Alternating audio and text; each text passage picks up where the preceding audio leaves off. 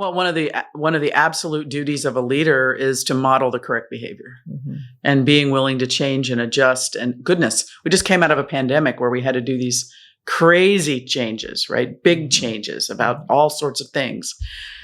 We got through that. So every leader needs to have that mindset that I'm going to be the one to model how to adjust to change. I'll model the right behavior.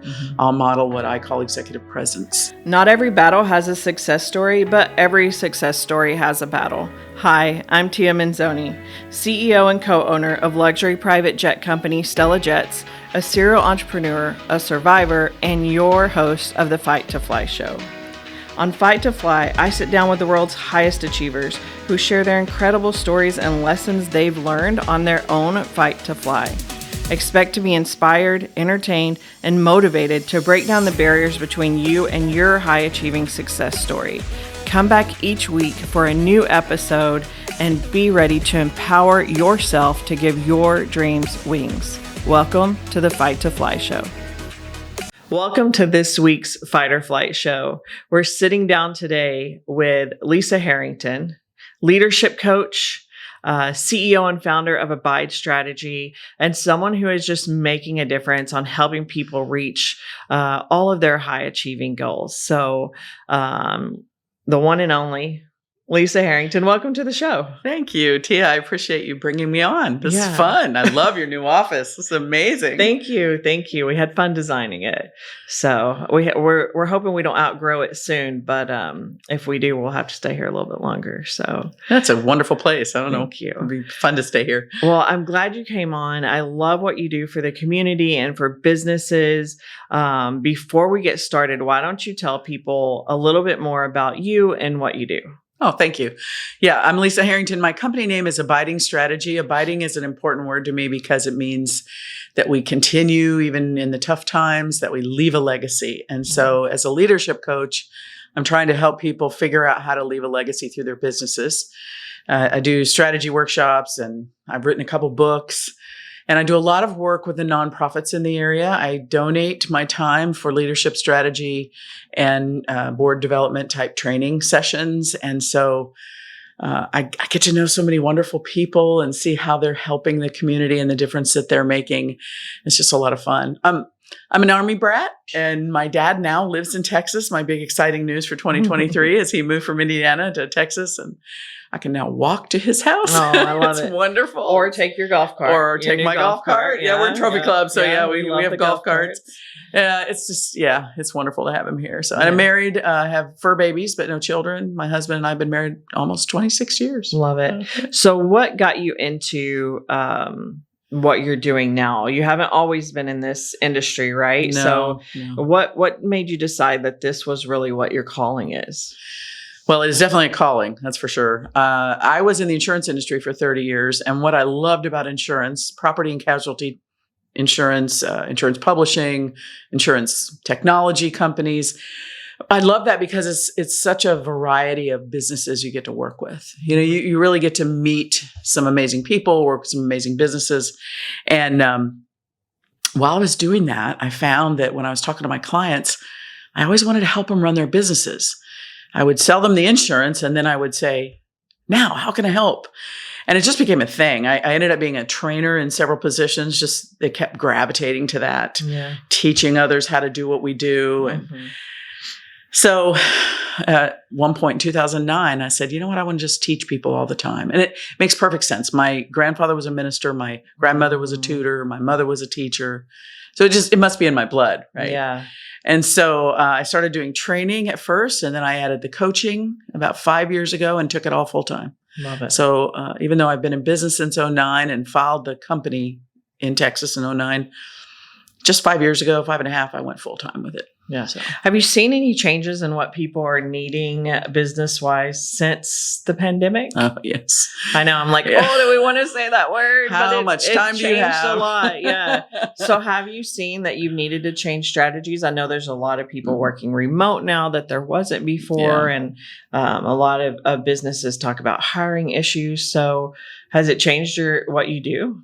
Well, so I went full time with the business as a leadership coach in 2018 in February. And so then it was only a couple of years in, and we had the pandemic. Yeah. And so what's happened, a couple things have happened. The remote work is a thing, but honestly, a lot of companies, especially the more progressive ones, they were already allowing some work from home. They were ready when there was an ice storm, or they were ready when there was some other problem. So that part was less of a problem. I think emotionally, though, people took a long time to recover from the pandemic. And honestly, we didn't think about emotion and how it impacts our decision-making and our judgment to this extent in the coaching world before then. It just took something out of us, the wind out of our sails, so to speak. We were like, what? This is something we can't control. We don't like to not be in control as Americans. We like to know how it's going to happen. So bringing people back in to the business and saying, okay, you've got to keep moving. You have to, even during the pandemic, I was coaching, it switched from in-person to on the phone or Zoom. The people at Zoom must love that part, but it just bringing people back to, let's get back to normal, whatever that is. Right. People kept waiting for it to be like it was before. Yeah. And I would have to help them by coaching them and by working their new strategy and whatever to say, look, it's not going to be like it was before, but it can be normal again. A new normal. It can be a new normal. Right. It can be a better normal. Yeah. We're better. We advanced. I heard somebody, I had a speaker in one of my groups the other day. His name is John Colby. He's amazing. He said that we have advanced in the 2 years of the pandemic, we advanced 12 years in innovation and technology and all the things that we did. So amazing. 12 years in two. Yeah. So there was a silver lining, let's go back to our new, better normal, not just new normal. Yeah, I get that. And I think you and I connected. Of course, we're neighbors, right? Yeah. But you and I connected over our love for helping people become successful. Before I started Stella Jets, I was in marketing, and my favorite thing about marketing was helping people be successful at doing something that they love. Yes. So most people, they start a restaurant because they love to cook, or they start a coaching business because they love helping people. And so for me to be able, through marketing, to help people be successful, it was really rewarding. And Stella Jets is a private jet company, but I get to help people on opposite ends of the spectrum. And so it's still really exciting and still fulfilling. And we're able to touch a lot more people through charity work like you're doing as well. But I get where you, just really love helping people and how what you're doing is very fulfilling. Well, when you say helping people, from my work, it's about bringing joy back to their work. My vision statement for my business is joy in the workplace. That's my goal. 50 years from now, because I was here, I hope more people have joy in their work. That's what I'm hoping for. It seems like people punch a clock in attitude sometimes about their work.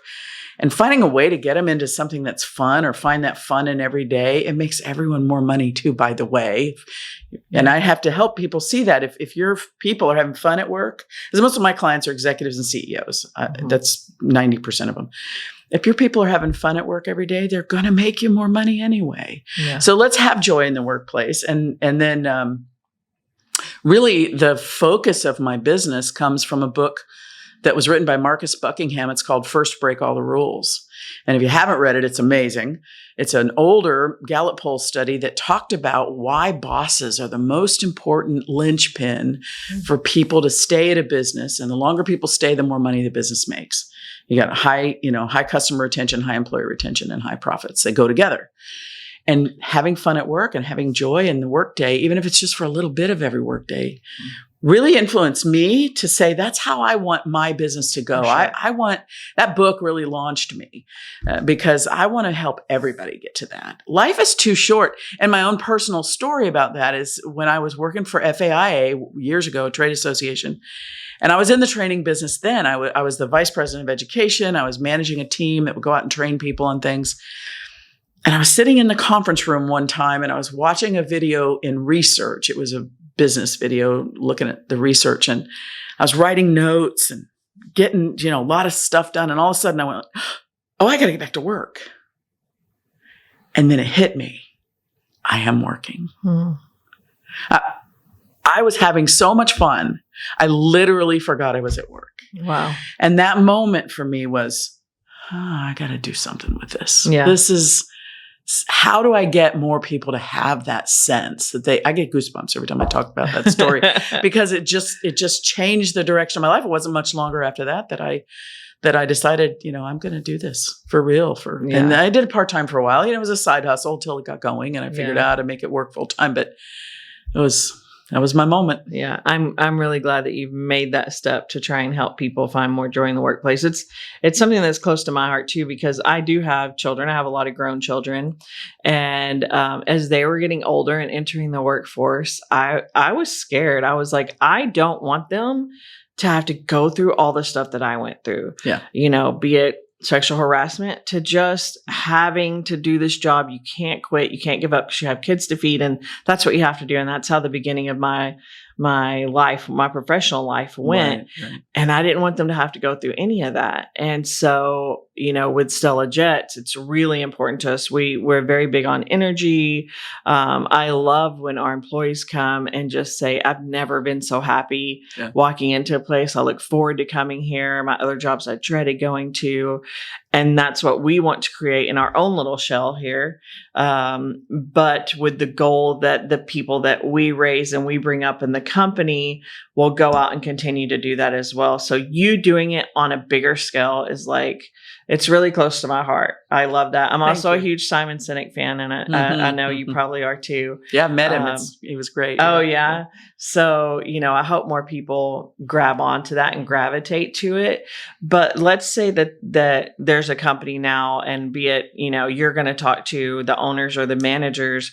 What would be the first steps without giving away your whole strategy, right? Okay, yeah. But what would be the first steps that you would tell them to do to try and, bring joy? And this is a hard question because a lot of times if people hate their job, they need to leave and get a new job, right? Before you can really start over, because you have those people who are always going to bring down the new people. So that being said, without taking away the thunder here, what would you say are a couple of steps that a business owner or manager can make to start the path to joy in the workplace?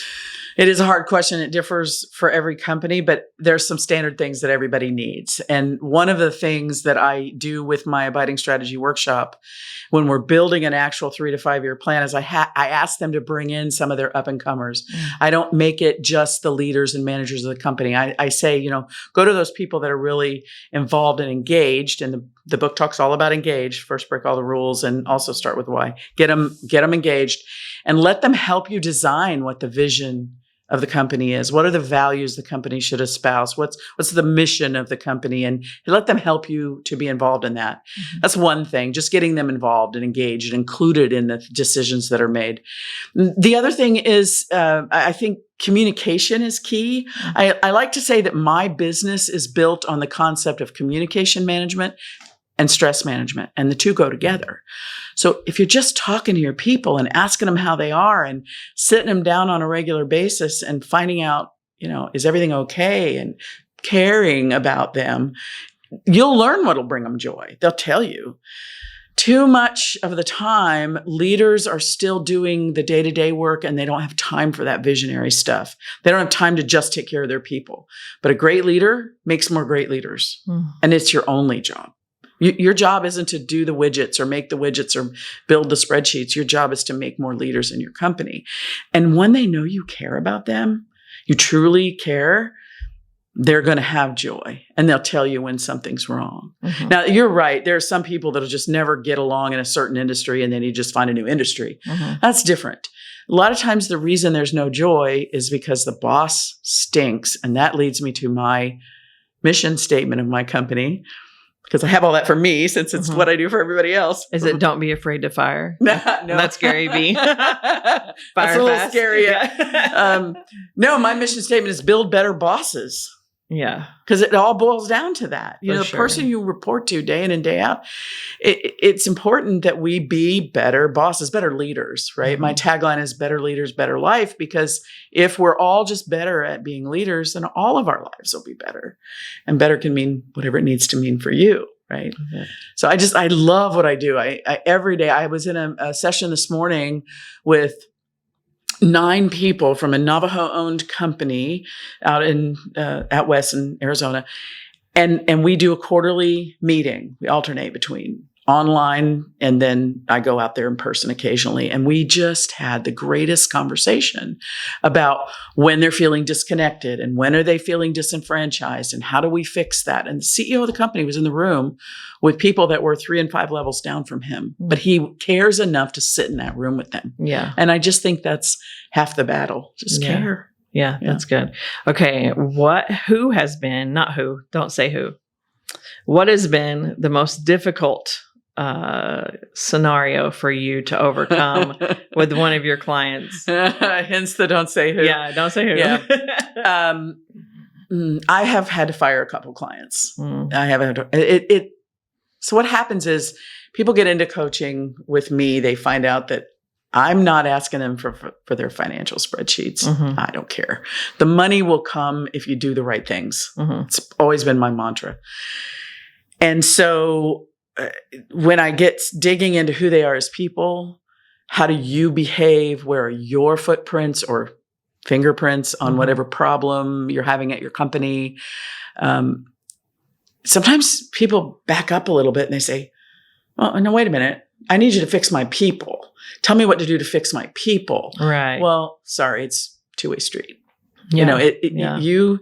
You probably have your fingerprints on the problem, and that's where I'm going to go. And I'm nice about it. I know how to do this. It's not like I'm beating up my clients, but they need to acknowledge sometimes their own role in what the problem is. And I've had several that have said, oh, no. And at some point I just say, well, then I really can't help you then. I don't know how to help you if you're not willing to change. Yeah. And change is hard. Yeah. I'm a change management expert too.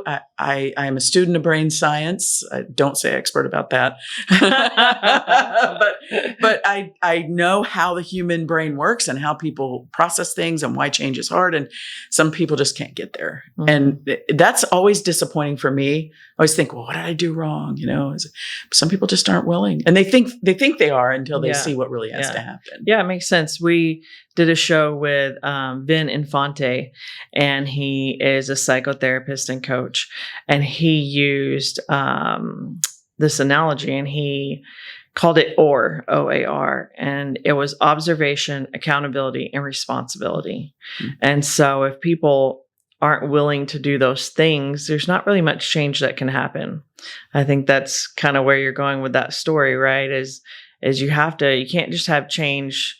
You can't have change down the hill if it didn't start at the top. Where's it going to come from, right? Everything starts at the top. Everything starts at the top and rolls down the hill. So if there's no change at the top, you can't expect change to start in the middle and make a big impact on your company. Well, one of the absolute duties of a leader is to model the correct behavior and being willing to change and adjust. And goodness, we just came out of a pandemic where we had to do these crazy changes, right? Big changes about all sorts of things. We got through that. So every leader needs to have that mindset that I'm going to be the one to model how to adjust to change. I'll model the right behavior. I'll model what I call executive presence. That's what we need to do. And if you're not willing, well, that's okay, because there's lots of people that are willing. There are not enough coaches. Every executive ought to have a coach, just like every basketball player, every baseball player, absolutely. That's who else is going to show you or open your eyes to those things. We can't see it in ourselves. Right. It's like you can't edit your own work, right? Did you ever write a newsletter and you were sure you wrote this word, but it turned out something else? You're like, but I know I wrote same thing. Yeah. I usually have 3 people look at everything before I publish it. Speaking of publishing, your book, tell us more about your book. What's in there? What can we expect? I know we can find it. Where can we find it? Well, both of my books are on Amazon. Right. And I believe Barnes & Noble still carries them both. And there are ebooks as well. I don't have them Audible yet. Maybe someday. But the first one I wrote in 2013 is called Taking In Strays. It's leadership lessons from unexpected places. And it's about animals. And it's all about it because I have this heart for animals, but it's lessons I learned about leadership from my various animals. Oh, nice. And then the second book, which I only released last year in 2022, it's called Abiding Strategies. It's the plural of my business name. And that one is Build Your Best Business Foundation. It's all about the process and why you plan and how great leaders are if they're going to have this mindset to plan and change and move their businesses forward. So it gives you a little bit about what the workshop is. If you read the book and then you come to the workshop, it'll be familiar when we're building the strategy. I also have a companion workbook to Abiding Strategies that is meant for you to follow along and build your plan. And if you want, for free, you can go to my website, download that workbook, work through the workbook, and you have your strategic plan for 3 to 5 years. Love it. One of my deals was, look, I love the book, The Go-Giver. I love the concept of that. If somebody can't hire me and they can't pay what I have a webinar for all this too. If they can't do any of that, they can read my book and get the workbook for free. And, $15, you've got a plan. I want every business to have one. We have 20% of American businesses that have a plan. 20%. Wow.